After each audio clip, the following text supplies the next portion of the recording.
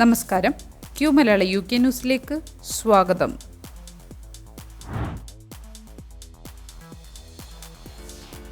UK-US വ്യാപാര കരാർ steel തീരുവയിൽ ഇളവ്. യുകെയും US-ഉം തമ്മിലുള്ള വ്യാപാര കരാർ ഉടൻ നിലവിൽ വരുമെന്ന് പ്രധാനമന്ത്രി കീർ സ്റ്റാർമർ പ്രഖ്യാപിച്ചു. ഈ കരാർ യുകെയിൽ നിന്നുള്ള സ്റ്റീൽ, അലൂമിനിയം ഉൽപ്പന്നങ്ങൾക്ക് US-ൽ 50% തീരുവ ഒഴിവാക്കും. US പ്രസിഡന്റ് ഡൊണാൾഡ് ട്രംപിന്റെ എക്സിക്യൂട്ടീവ് ഓർഡർ പ്രകാരം UK ഇറക്കുമതികൾക്ക് 25% തീരുവ തുടരും. പക്ഷേ ഇത് 0% ചർച്ചകൾ നടക്കുന്നു. ജൂലൈ 9 കരാർ നടപ്പാക്കാൻ കഴിഞ്ഞില്ലെങ്കിൽ 50% തീരുവ ഏർപ്പെടുത്താമെന്ന് US മുന്നറിയിപ്പ് നൽകി. Business secretary Jonathan Reynolds steel, automotive, aerospace മേഖലകളിൽ തീരുവ ഇല്ലാതാക്കാൻ ശ്രമിക്കുന്നതായി പറഞ്ഞു. UK സ്റ്റീൽ വ്യവസായം ഈ ഇളവിനെ സ്വാഗതം ചെയ്തു, എന്നാൽ പൂർണ്ണ തീരുവ നീക്കം ആവശ്യപ്പെട്ടു. ബർമിംഗ്ഹാമിലെ ബ്രാൻഡോവർ CEO റോവൻ ക്രോസിയർ തീരുവ മാറ്റങ്ങൾ ബിസിനസ്സിന് അനിശ്ചിതത്വം സൃഷ്ടിക്കുന്നതായി വിമർശിച്ചു. US UKയുടെ രണ്ടാമത്തെ വലിയ കയറ്റുമതി വിപണിയാണ്.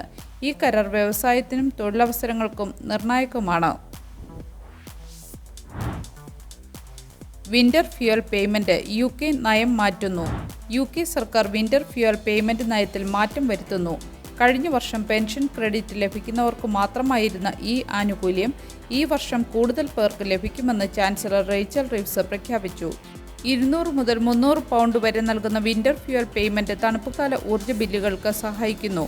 2024 10 മില്യൺ വയോജനങ്ങൾക്ക് ഇത് നഷ്ടപ്പെട്ടു. ഇത് ലേബർ പാർട്ടിയുടെ തിരഞ്ഞെടുപ്പ് ഫലങ്ങളെ ബാധിച്ചു.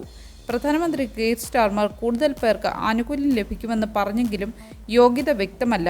റീവ്സ് വരുമാന പരിശോധന വിപുലീകരിക്കുമെന്ന് അറിയിച്ചു. UK വിശദാംശങ്ങൾ ഉടൻ വേണമെന്ന് ആവശ്യപ്പെട്ടു. കാരണം പേയ്മെന്റുകൾ നവംബർ-ഡിസംബർ മാസത്തിൽ നൽകപ്പെടുന്നു. പെൻഷൻ മന്ത്രി ടോർസ്റ്റൻ ബെൽ ലക്ഷാധിപതികൾക്ക് പേയ്മെന്റ് വേണ്ടെന്ന് വ്യക്തമാക്കി.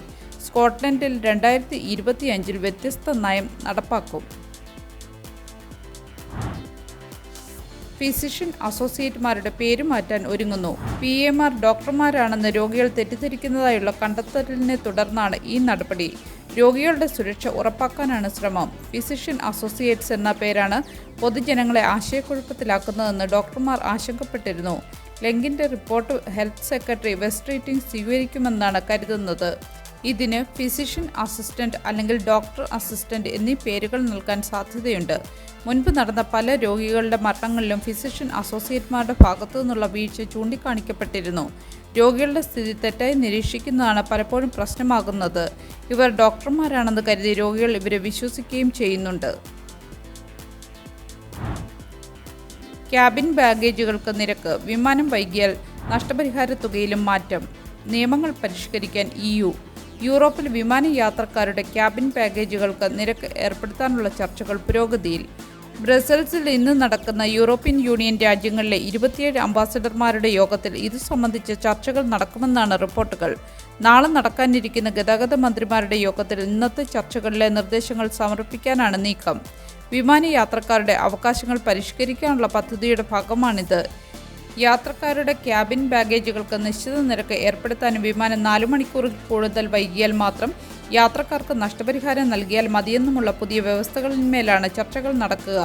വിമാനം വൈകിയാൽ യാത്രക്കാർക്ക് നൽകുന്ന നഷ്ടപരിഹാരം സംബന്ധിച്ച് 2004 യൂറോപ്യൻ ചട്ടങ്ങളിൽ ഭേദഗതി വരുത്തുന്നത് സംബന്ധിച്ച നിർദ്ദേശത്തിലാണ് ഇന്നത്തെ ചർച്ച നടക്കുന്നത്. അതേസമയം ജർമ്മനിയും സ്പെയിനും നഷ്ടപരിഹാരം സംബന്ധിച്ച വ്യവസ്ഥകളിലെ പുതിയ മാറ്റങ്ങളെ എതിർത്തിരുന്നു. നഷ്ടപരിഹാരം സംബന്ധിച്ച മാറ്റങ്ങളെ നിരസിക്കുന്നത് മുഴുവൻ പരിഷ്കരണങ്ങളെയും അട്ടിമറിക്കാൻ സാധ്യതയുണ്ടെന്നാണ് സൂചന. കരട് പ്രമേയം അനുസരിച്ച് വിമാനത്തിന്റെ സീറ്റിനടിയിൽ വയ്ക്കാൻ കഴിയുന്ന ഒരു ഹാൻഡ് ലഗേജ് മാത്രമേ സൗജന്യമായി കൊണ്ടുപോകാൻ അനുവദിക്കാൻ പാടുള്ളൂവെന്നും ക്യാബിനുള്ളിൽ വയ്ക്കുന്ന ലഗേജുകൾക്ക് നിരക്ക് ഏർപ്പെടുത്തണമെന്നുമെന്നാണ് നിർദ്ദേശം. NHSൽ ഗുരുതര ചികിത്സാ വീഴ്ച. ഹൃദയ ശസ്ത്രക്രിയയ്ക്ക് പിന്നാലെ രോഗികൾ മരിച്ച സംഭവത്തിൽ പോലീസ് അന്വേഷണം ആരംഭിച്ചു. ഹള്ളിനടുത്തുള്ള കാസിൽ ഹിൽ ആശുപത്രിയിൽ ഹൃദയ ശസ്ത്രക്രിയയ്ക്ക് ശേഷമുള്ള രോഗികളുടെ മരണത്തിൽ പോലീസ് അന്വേഷണം ആരംഭിച്ചു.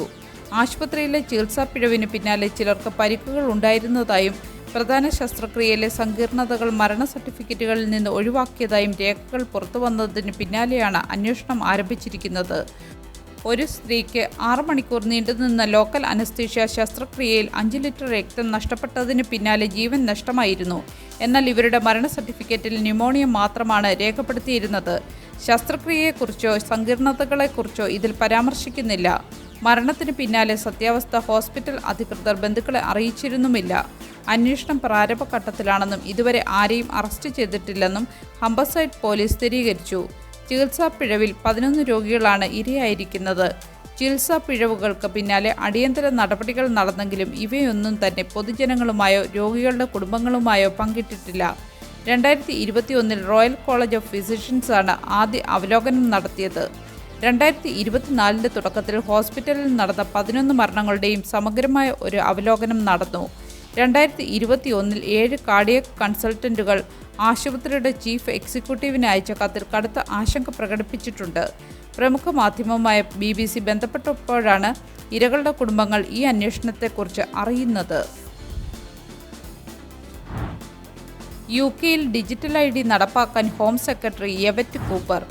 UK-യിൽ അനധികൃത കുടിയേറ്റം തടയാൻ ഡിജിറ്റൽ ID സംവിധാനം നടപ്പാക്കണമെന്ന് ഹോം സെക്രട്ടറി യെവറ്റ് കൂപ്പർ ആവശ്യപ്പെട്ടു.